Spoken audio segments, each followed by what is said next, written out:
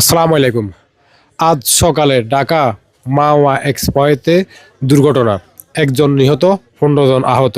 তো আজকে সকালে কিন্তু আরও কয়েকটা দুর্ঘটনা করে বড়সড়। আসলে দিন দিন কিন্তু রোডের দুর্ঘটনা বেড়েই যাচ্ছে।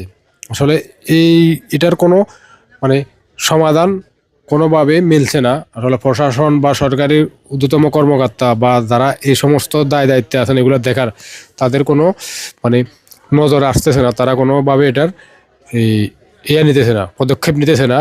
আপনি চিন্তা করেন, আপনার কোথাও যাবেন বা আসবেন, আপনার 1 সেকেন্ডেরও ভরসা নাই।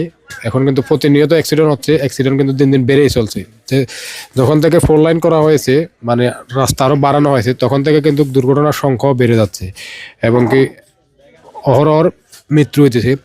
তো এখন একটা চিন্তা করেন, এটা আসলে তারা তখনই চিন্তা করতো যদি একজন এমপি মন্ত্রী মারা যেত, হ্যাঁ, তাহলে হয়তো এটার একটা সমাধান আসতো। এখন গরিব দুঃখী মানুষ বা সাধারণ জনগণ এটা অ্যাক্সিডেন্ট করে মারা যেতেছে, এই কারণে কারো সরকারের ঊর্ধ্বতম কর্মকর্তাদের নজর আসতেছে না। এখন এরা তো এই যে সরকারের ঊর্ধ্বতম কর্মকর্তারা কিন্তু বিভিন্ন প্রটোকল নিয়ে চলাফেরা করেন, আগে পিছনে গাড়ি থাকে, হ্যাঁ, এই কারণে তাদের কোনো দুর্ঘটনা ঘটে না, অ্যাক্সিডেন্ট হয় না। আর এর যদি কেউ অ্যাক্সিডেন্ট করে হয়তো কিছু মানে মারা যেত বা কোনো ক্ষয়ক্ষতি হতো, তাহলে হয়তো রাস্তার প্রতি তারা সুনজর দিত বা এটার একটা ব্যবস্থা নেওয়া হতো। তো আসলে মানে খুবই খারাপ লাগে যখন কেউ প্রিয়জন হারায় বা যখন দেখা গেছে আপনার ফাঁসের একজন মারা গেছে অ্যাক্সিডেন্ট করে, যখন হঠাৎ করে খবর পেলেন আপনি আজকে এই লোকটা নাই, হ্যাঁ, বা কালকে হয়তো আপনি না আমি, এভাবে যে কারোর অ্যাক্সিডেন্ট হতে পারে। তো আসলে এটা এগুলো দেখলে খুবই খারাপ লাগে। আসলে তাজা তাজা ফানগুলো রোডে কিন্তু জ্বরে যাচ্ছে, আর এটা কিন্তু কোনোভাবেই থামছে না, দিন দিন বেড়েই চলছে। মানে আমি কোথাও গেলে মানে যাওয়ার বা আসার কোনো অ্যাক্সিডেন্টেরও নিরাপত্তা নাই। হুটহাট করে হয়তো আমি দুনিয়া থেকে অ্যাক্সিডেন্ট করে বিদায় নিয়ে দিতে পারি। তো আসলে সবাই ভিডিওটি শেয়ার করবেন।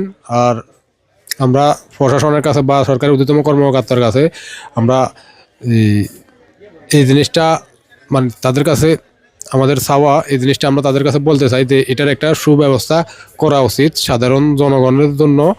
যেহেতু আপনারা এই সাধারণ জনগণের বা দেশের একটা আপনারা ঊর্ধ্বতম কর্মকর্তা, আপনাদের উপর এটা দায়, হ্যাঁ, এটা তো সাধারণ জনগণ চাইলে করতে পারবেন, আপনারা চাইলে করতে পারবেন। তো আমরা চাই আপনারা একটু সুদৃষ্টিতে তাকান, এই সমস্ত সমস্যাগুলো কী কারণে হচ্ছে বা কী সমাধান করা যায়, এগুলো আসলে খুব দ্রুত এই পদক্ষেপ নেওয়া উচিত। একটা কথা মনে রাখবেন, সব কিছুর ঊর্ধ্বে হচ্ছে মানুষের নিরাপত্তাই হচ্ছে সবার উপরে, হ্যাঁ, আর এটা কিন্তু আপনাকে খেয়াল করতেই হবে। তো ধন্যবাদ। এটার মধ্যে যদি কোনো ভুল ত্রুটি থাকে তো আমি সবার কাছে ক্ষমা প্রার্থী। আর ভিডিওটা সবাই শেয়ার করবেন। ধন্যবাদ। আসসালামু আলাইকুম।